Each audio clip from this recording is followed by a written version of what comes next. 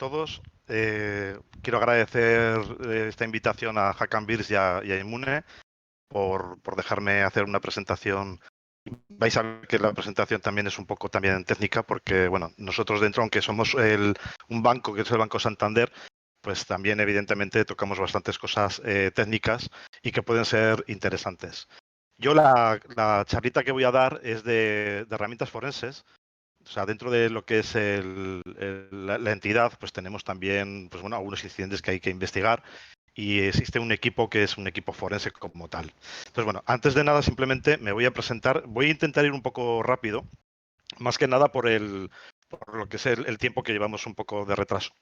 Bueno, esto simplemente lo que estáis viendo aquí es la parte izquierda, ahí tenéis todas las entidades que he tenido alguna colaboración.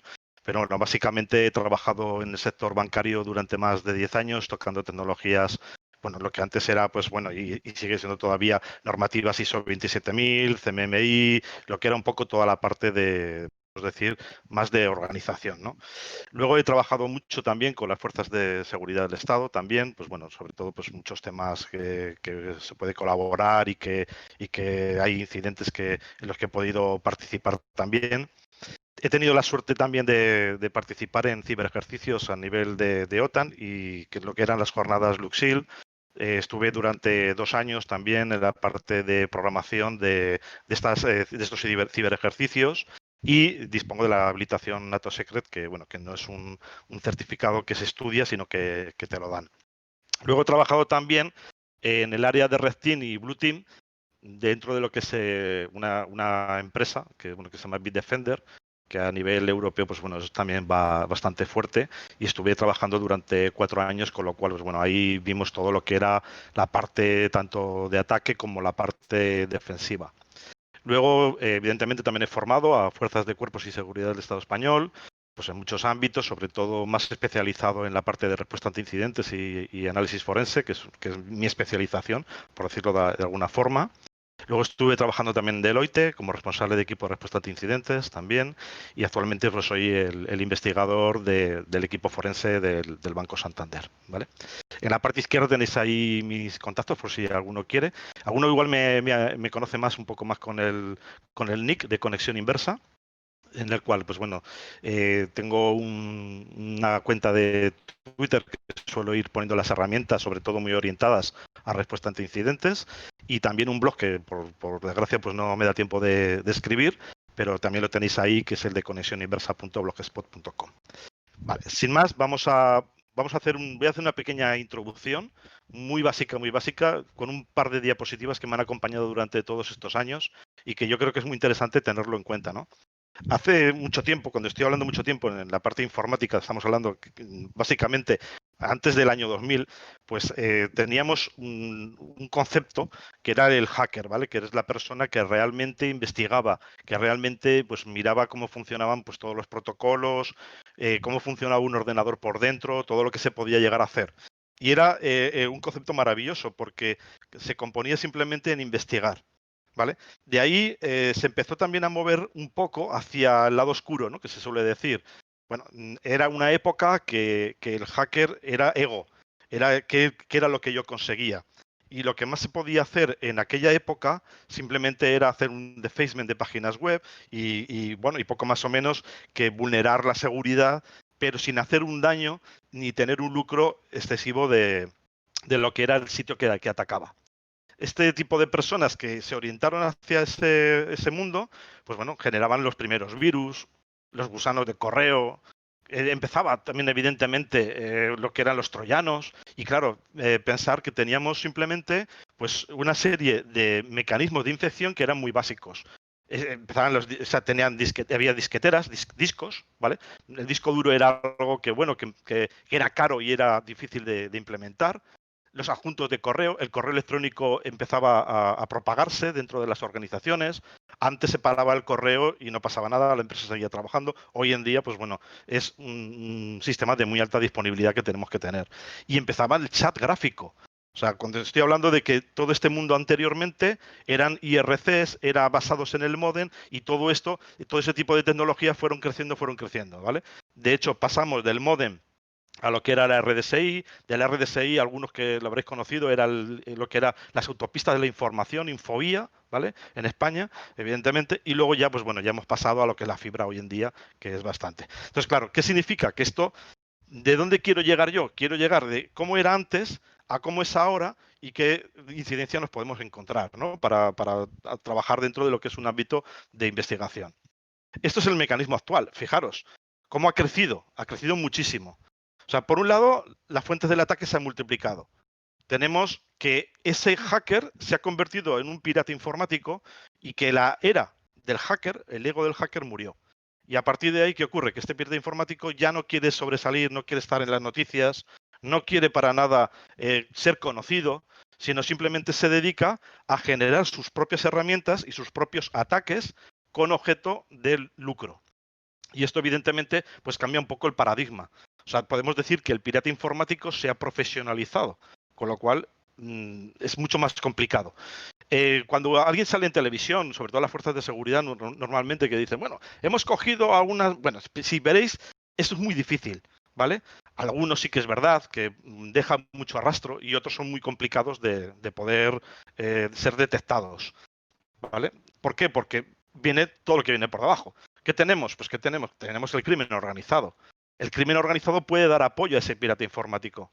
El crimen organizado se da cuenta de que en un momento determinado, haciendo un phishing, simplemente puede levantar un montón de dinero, un montón de dólares, un montón de euros, sin moverse de casa. Y evidentemente, pues este crimen organizado tiene como una pata más, decir, bueno, yo tengo lo que es la droga, que esto es un canal que tengo ahí y que va a funcionar, y tengo otro canal, evidentemente, que es el propio crimen organizado como tal, y como tal hablo con los piratas informáticos. Y estos piratas informáticos, pues evidentemente pueden vender herramientas al crimen organizado o estar integrados. Con lo cual, fijaros que el vector, la fuente de ataque, va ampliándose. Luego tenemos las empresas. Las empresas, sobre todo en época de riesgo, en época de crisis, tienden muchas de ellas a no invertir en I+D porque no se puede. Con lo cual, ¿qué hacen? Intentan atacar a su competencia. Y para ello, ¿qué desarrollan? Pues volvemos a lo de siempre. O sea, o bien contratan a un pirata informático, o contratan a un especialista que en un momento determinado es capaz de generarte un malware o generarte un ataque con objeto de robar esta información. Y evidentemente, eso es un vector que también hay que tener muy en cuenta. Y luego, por último, y no por último menos importante, tenemos los gobiernos. Los gobiernos hoy en día, pues bueno, antes Internet era el demonio. O sea, nadie quería, de los gobiernos, nadie quería tener Internet como tal, como método. Hoy en día, pues bueno, muchos gobiernos, y se ha visto en muchas noticias, que aparece que, bueno, que pues lo típico, ¿no? Que China ataca a Estados Unidos, que Estados Unidos espía a Alemania. Los móviles hoy en día son sencillos de vulnerar, por lo tanto se ha convertido Internet en un mecanismo de, digamos, de control.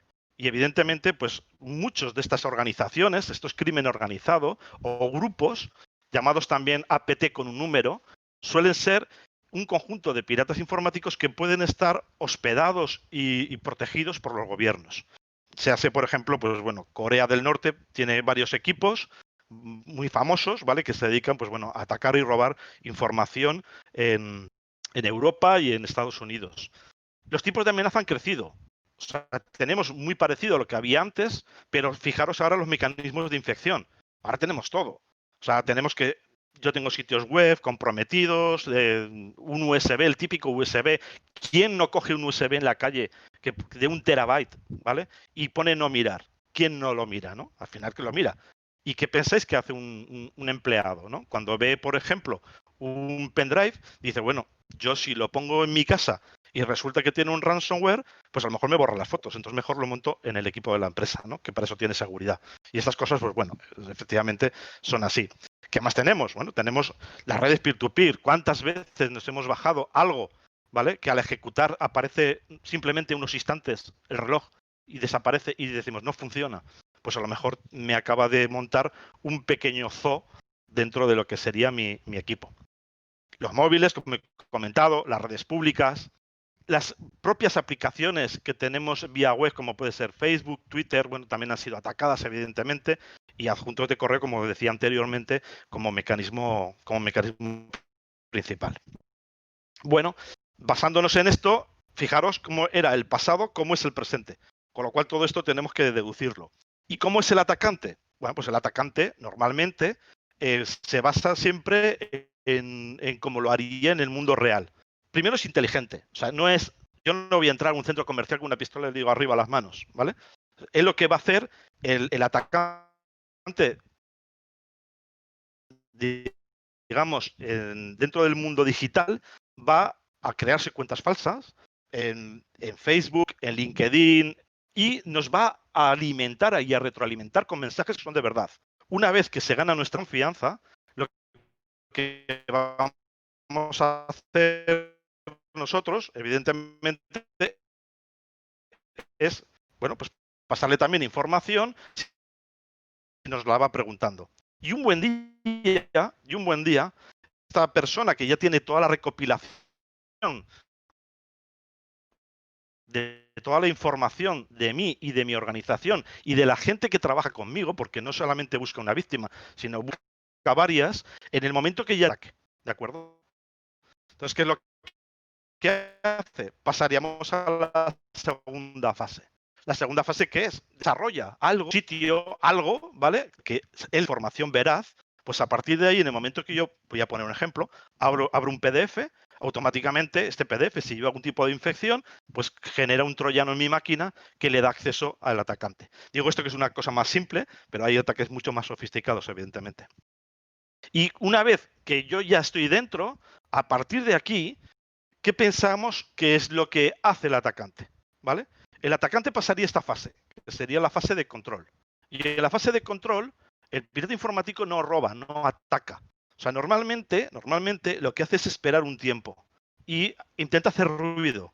¿Para qué? Para ver si es detectado. O sea, lo que hace es moverse, intenta moverse lateralmente, hace un escaneo. Si digamos, si los responsables de seguridad o el centro de seguridad de ciberseguridad no detecta nada, automáticamente él va a ampliar ese ámbito de ataque. Va a hacer más cosas. Si es detectado, evidentemente, lo que puede ocurrir es que le borren el equipo al usuario y evidentemente yo no tengo conexión. Pero el atacante no es tonto. El atacante ya ha creado varias vías de ataque, entre ellas, por ejemplo, otras víctimas dentro de esa empresa. Y nosotros, por experiencia, muchas veces, cuando lo que vemos es que el atacante, lo primero que se lleva no es la información, sino se lleva logs, que son los logs de Windows. Vamos a hablar de Windows, que quizás sea el más extendido, ¿no? Entonces, los logs que llevan, pues llevan el nombre del equipo, llevan si tienes antivirus, qué modelo de antivirus tienes, si tienes firewall habilitado, te aparecen IPs, aparecen nombres de equipo. Claro, si el atacante ve que el nombre del equipo no es muy corporativo, no sé, por ejemplo, que pone Manolo como nombre de equipo, pues va a pensar que está en su casa. Y este objetivo ya no vale. Pero si el equipo al cual ha entrado pues es corporativo, evidentemente empieza lo que sería el ataque lateral. ¿Vale? Entonces aquí en el ataque lateral, ¿qué intenta? Pues bueno, ya intenta buscar dónde se encuentra la información. Y esto que yo acabo de explicar en un minuto, o sea, realmente puede estar básicamente hasta un año, año y medio, incluso mucho más tiempo. ¿Por qué? Porque intenta generar métodos de detección y de que no sea detectado para tanto engañar digamos, a la gente de ciberseguridad como, evidentemente, el poder entrar donde él quiere. ¿Vale? Entonces, fijaros un poco cómo hemos evolucionado. Hemos evolucionado de lo que era antiguamente la nada a un montón de mecanismos de tipos de ataque con sus infecciones y cómo hacen ese tipo de estudio o de control, ¿vale? Todo esto, si lo agrupamos, pues ¿cómo funcionaría dentro de nuestra entidad? Bueno, pues sería muy, muy equivalente a lo que hacen en otras organizaciones y otras empresas. Cuando ocurre este incidente, esto evidentemente genera una alerta.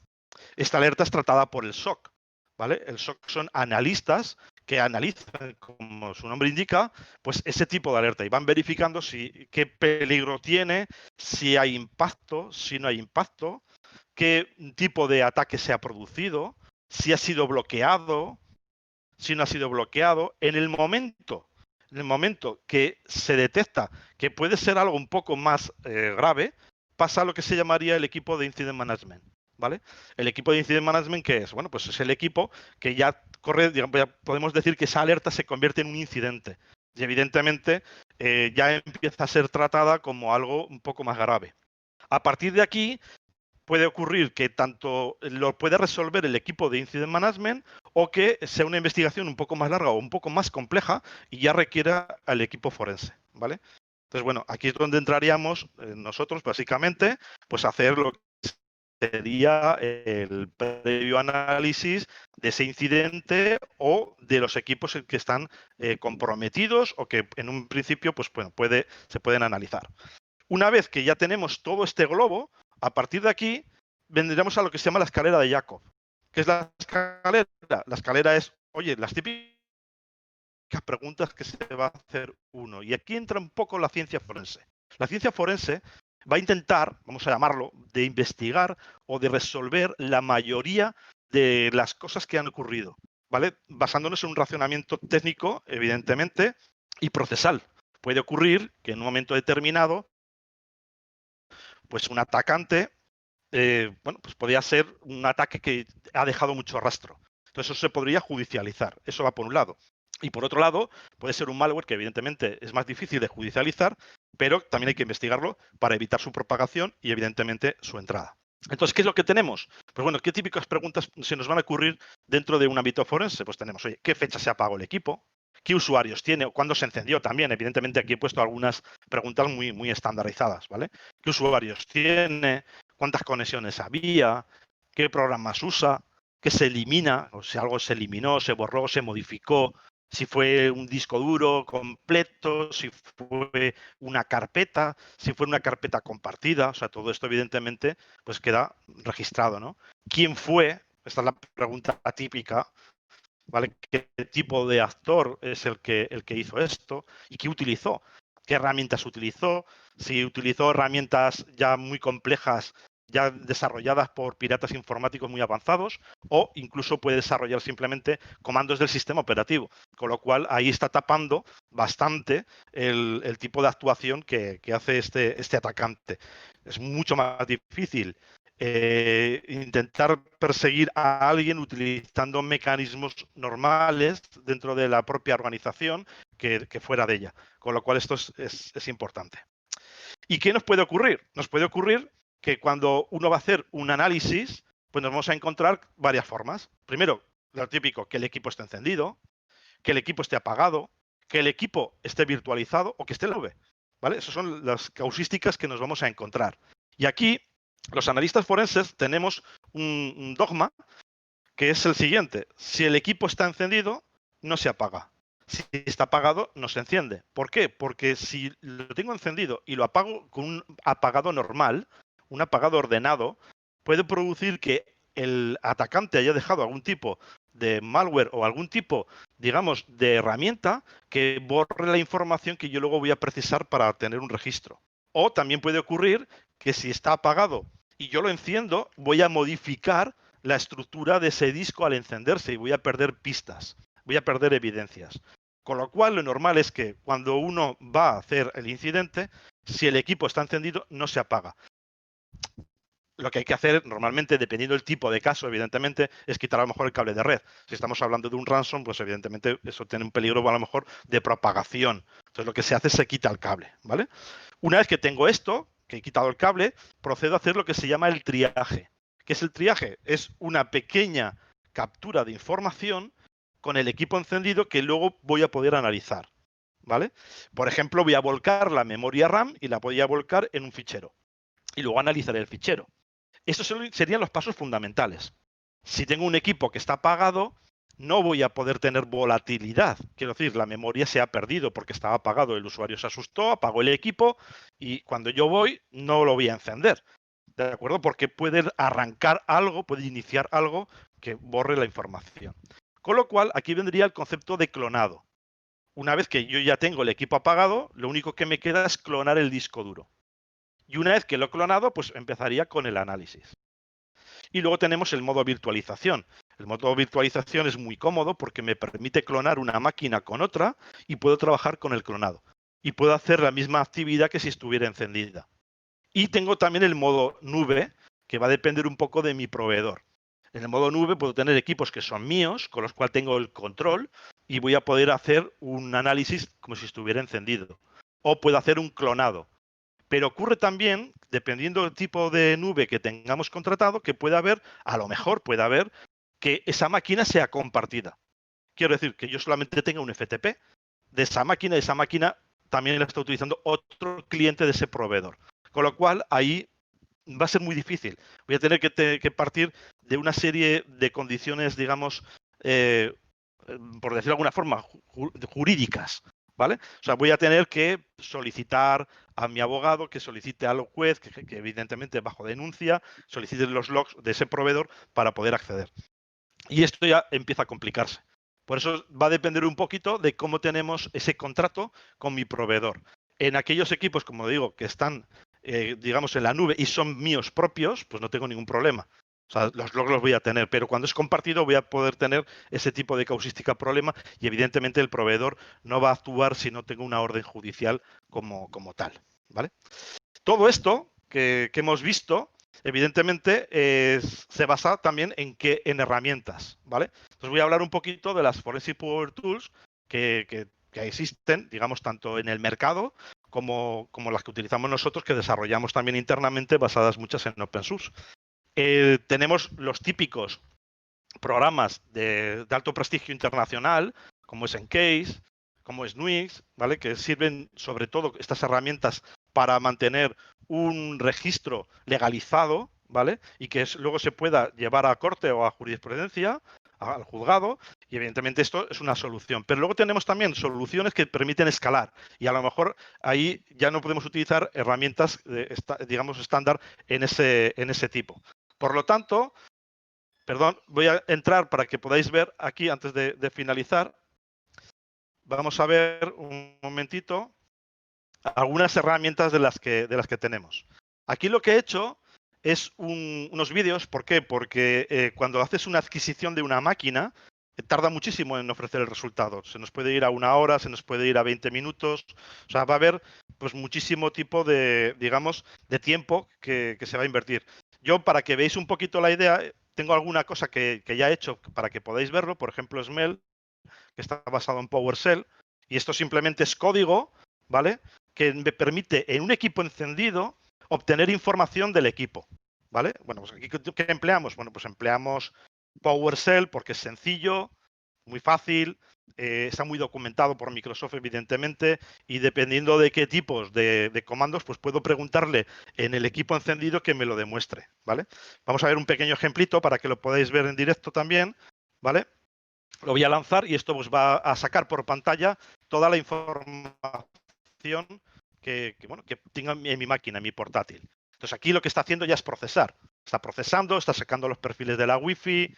Aquí, como podéis ver, ahora lo está haciendo, ¿eh? Yo subo para que vayáis viendo un poquito las impresoras que tengo conectadas, mi carpeta de red, las conexiones DNS de la máquina, los procesos que están corriendo, ¿vale? Todo esto lo está sacando una máquina en vivo. Yo lo estoy viendo por pantalla, pero esto evidentemente se puede hacer para que directamente lo vuelque en un archivo, ¿vale? Y que tenga esa documentación para luego, posteriormente, en vez de hacer un apagado ordenado del equipo, tiro del cable de luz y automáticamente lo procedería al clonado. Pero esta información volátil ya la tengo, con lo cual esto es muy importante. Bueno, ahí como vais viendo, pues bueno, fijaros que me sale el Discord, que es el que estamos viendo, el Chrome, ¿vale? Las aplicaciones que tengo abiertas como procesos. Vale, y ya finaliza, ¿vale? Una vez que ha finalizado, simplemente presiono para salir y ya, listo. Y ya tendría una pequeña evidencia como tal para ello.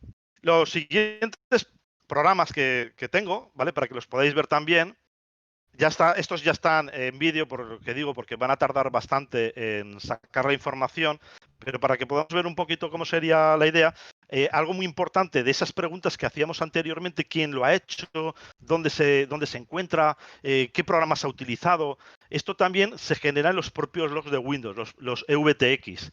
Entonces, bueno, aquí hay una herramienta también basada en open source que se llama Parserator, ¿vale? Parserator, ¿qué hace? Coge los logs, los EVTX de Windows, y los va a parsear de una forma cómoda. ¿Por qué hacemos esto? Porque se podría hacer a mano. Podrías abrir el VTX y evidentemente analizarlo, pero eso requiere mucho tiempo por parte del analista. Y muchas veces de lo que se trata es de automatizar ese proceso, de forma que me lo dé casi todo hecho. Vamos a verlo en un vídeo para que lo podáis ver. Esto lo que va a hacer, esta herramienta la tenéis en GitHub, ¿vale? Quiero decir, es código abierto, está basado simplemente en herramientas de Microsoft junto con PowerShell, ¿vale? Y está a vuestra disposición. Entonces, simplemente voy a ejecutar el vídeo para que lo veáis. Ya digo que tarda muchísimo el proceso, yo lo voy a ir avanzando para que no tener que andar simplemente mirando la pantalla. Pero esto lo que va a hacer es, va a coger los VTX y va a hacerle análisis, le va a preguntar cosas, va a hacer extracción. Vamos a verlo. Aquí, por ejemplo, hace la ejecución y ya empieza a sacar información. Aquí voy a intentar pararlo para que lo podamos ver. Está sacando cuándo fue las últimas veces que se paró el servicio del visor de eventos. ¿Esto qué significa? Que es uno de los últimos servicios en la máquina en apagarse. Claro, si yo hago un apagado ordenado, el visor de eventos es el último porque deja de registrar. ¿De acuerdo? Entonces, ¿qué hace? Que aquí tengo las fechas, ¿vale? De cuándo se apagó la máquina. Por otro lado, tengo también cuando se hizo un shutdown forzado. Es decir, que se apagó de alguna forma la máquina no ordenada. Pues también me lo está sacando directamente con sus fechas. Y luego ya empezamos a hacer búsquedas, voy a darle aquí, ya parametrizadas de ataques laterales. ¿En base a qué? En base a comandos. Pues, por ejemplo, se ha utilizado Bisadmin, se ha utilizado FTP, se utiliza SSH para Windows. Entonces, todo esto lo que hace es que va buscando toda la información, tanto en el equipo como en los logs. Yo aquí ahora lo tengo puesto para que busque en los VTX y va mostrando esta información. ¿Vale? Va sacando, va sacando. Yo voy a echarlo un poquito para adelante porque ya digo que se pega bastante rato y no es objeto. Vale, aquí vamos viendo también los servicios, las IPs a las que se conecta. Te va agrupando por dominios, te va agrupando por paquetes de autenticación, por nombres de procesos. O sea, va sacando una estadística orientada y sacada de esos logs que comentaba anteriormente. Y esto es lo importante, que realmente está viendo los VTX. Bueno, algunos que no sacas porque no tiene esa información, ¿vale? Pero va sacando, va sacando. Y esto, como vais viendo, es una forma, lo voy a avanzar un poquito para adelante, es una forma, pues como digo, de tener, pues bueno, todo automatizado. Esto antes, si no tuviera este tipo de aplicación de automatización, tendría que hacerlo a mano. Tendría que filtrar, tendría a lo mejor que convertir el VTX en TXT y luego con un grep o con alguna herramienta regex, pues tener que hacer las búsquedas. Pues bueno, esto evidentemente pues me lo quita, totalmente me lo evita. Bueno, veréis que hay muchas cosas que no están, ¿vale? Todo esto, evidentemente, luego también se puede se puede decir, oye, pues mira, esto no lo tiene el log, pues lo quito, ¿va? Pero bueno, aquí va corriendo. Vale, aquí saca también los devices, y ya finaliza, ¿vale? O sea, simplemente pues que veáis un poco la parte, ¿no? De cómo es. Otra aplicación también, así interesante, que también está, todas las que estoy enseñando básicamente están en GitHub, tenemos esta, ¿vale? Que es Firma. Por ejemplo, para temas de malware. Para temas de malware, una de las primeras cosas que son sencillas para un analista es verificar si el sistema está comprometido y a lo mejor hay algo dentro de la carpeta Windows System 32 que no esté firmado. Normalmente Microsoft o digamos las aplicaciones más estándar firman las DLLs, firman los ejecutables que están dentro de ese directorio. Para un analista forense o para un reverser, ¿vale? De malware, una de las primeras cosas sencillas es verificar esto. ¿Qué ocurre? Que el directorio Windows es muy amplio. O sea, es muy amplio, contiene muchas cosas, hay muchos ficheros. Entonces, bueno, para esto se automatiza también con esta herramienta, ¿vale? Esta herramienta, también basada en PowerShell, ¿vale? Lo que va a hacer es buscar estos directorios, System32, el syswow, y busca los ex y los DLLs. Esto se puede poner lo que tú quieras. Puedes decir, oye, pues búscame la carpeta users o búscame la carpeta usuario Pepito, ¿vale? Y que me analice el contenido. Y esto lo único que hace es cargar los hashes, ¿vale? Ver los hashes. O sea, es muy sencillito. Vamos a verlo también un poquito, cómo sería el proceso. Se ejecuta. Y aquí sí que se pega mucho rato porque es muy amplio, lo voy a pasar, ¿vale? No saca nada por pantalla hasta que no finaliza, pero esto lo que está haciendo ahora es analizar esos dos directorios. Con lo cual, pues bueno, ahí vamos viendo. Bueno, y al final saca un resultado, lo voy a parar aquí, saca un resultado que me saca aquellos que no están firmados. ¿Vale? Entonces ya me está diciendo que la carpeta Windows System 32, el Python 27.dll no tiene firma. Por lo cual, bueno, si en vez de Python, imaginaros, fuera una DLL, podría sospechar de que sería algo a revisar o algo a analizar. Con lo cual también es muy importante en este sentido. Y luego ya la otra herramienta también que tenemos, que es un poquito más compleja, pero que es muy útil, como comentaba yo anteriormente, puede ocurrir que tengamos que hacer análisis a gran escala, ¿vale? Análisis a gran escala significa muchas máquinas a la vez, o muchas máquinas que están clonadas. Dependiendo cómo hago el clonado, con la herramienta, con una clonadora o con una herramienta de software, tipo Kali, muchas que hay de este estilo, no voy a nombrar todas, evidentemente, pues lo que se hace a partir de aquí es coges el disco duro y generas un fichero.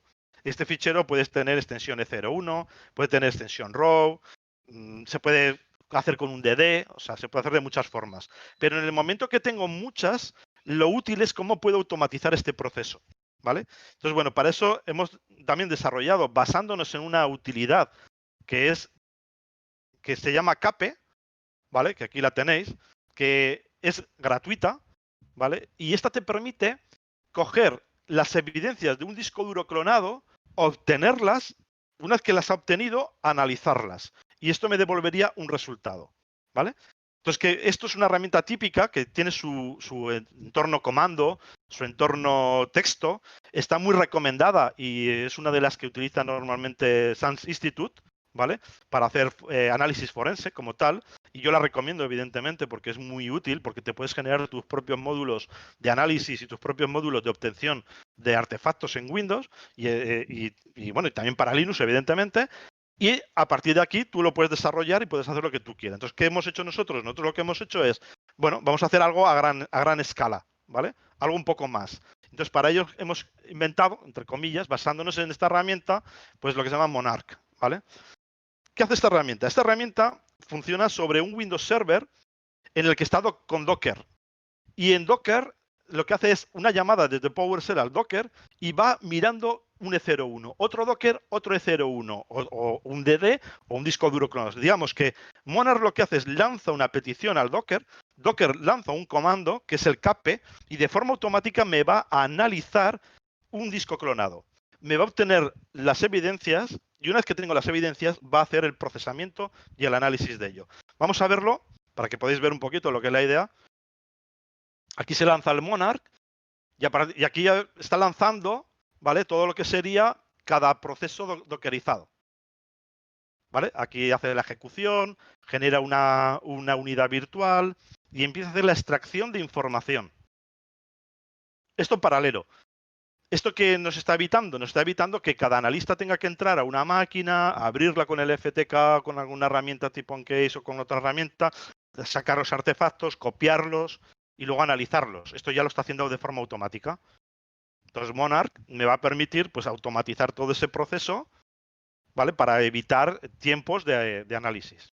Lo voy a echar un poquito para adelante, ya digo que se pega muchísimo rato, ¿vale? Porque va haciendo el análisis.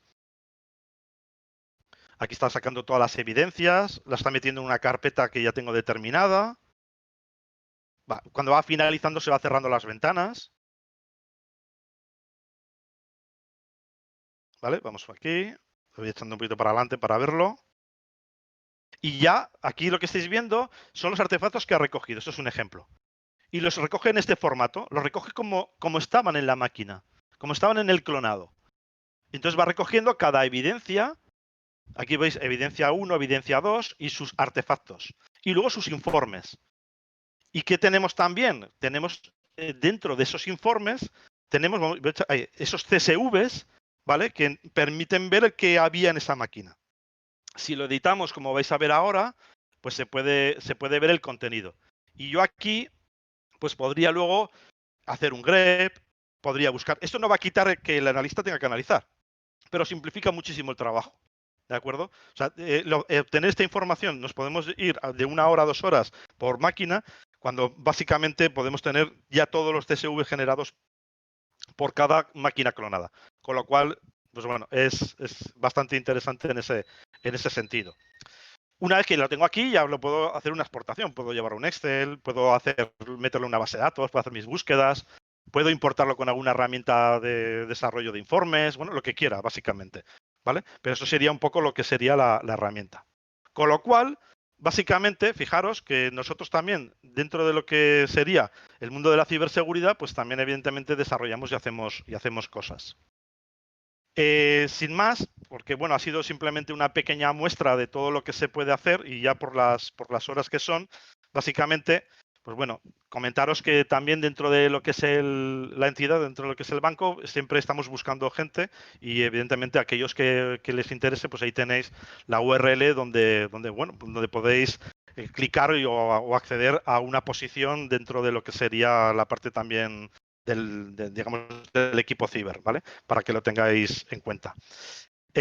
Muchas gracias a todos, sobre todo insistir bastante, sobre todo a Inmune y a Hackenbeard, el que me haya dado el poder hablar con vosotros y poder estar con vosotros y demás. Y bueno, ya sabéis que me vais viendo en muchos saraos, evidentemente, y para lo que haga falta, ¿de acuerdo? Pues sin más, muchas gracias y si tenéis alguna duda, como comentaba anteriormente, en mi primera diapositiva tenéis toda la información, ¿vale? Relativa a poder contactar conmigo. Encantado de hablar con vosotros y nos vemos en la próxima.